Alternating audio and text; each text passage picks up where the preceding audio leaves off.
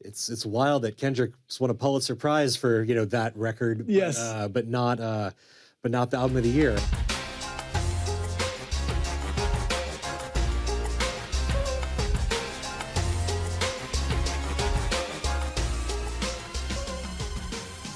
Bruno Mars is somebody we should talk about. Bruno at the 2018 Grammys, people might remember he had Album of the Year, Song of the Year, and Record of the Year. And that was with his 24K Magic record. Mm-hmm. And that was a year when a lot of people were kind of outraged because 24K Magic, which is, an impeccably realized, beautifully composed and performed record, but it beat Kendrick Lamar's Damn, which, struck a lot of people the wrong way in terms of like, what kind of statement are we trying to make? And then this past year in February, or April rather, at the 2022 Grammys, Silk Sonic, his duo with Anderson .Paak, they won Record of the Year and Song of the Year with Leave the Door Open.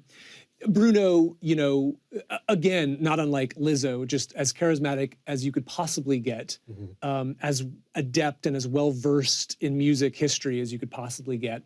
But also, someone who's gone to slightly update the formula in a way that makes it feel kind of new. Silk Sonic is a little bit more like fully nostalgic and retro than I think Bruno's sort of solo stuff is.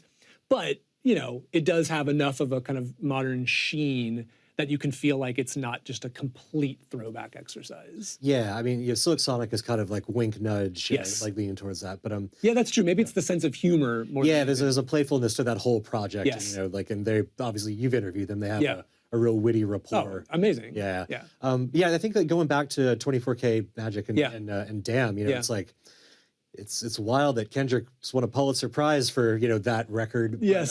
But not the album of the year. And if there was ever a year he was going to do it, it was probably Damn, which had it was top to bottom smashes. Yeah. But I think that gets back to what we were talking about of Bruno came in with the best record a big budget can get you, and executed it perfectly. And he's a charmer. I love seeing him live. Yeah.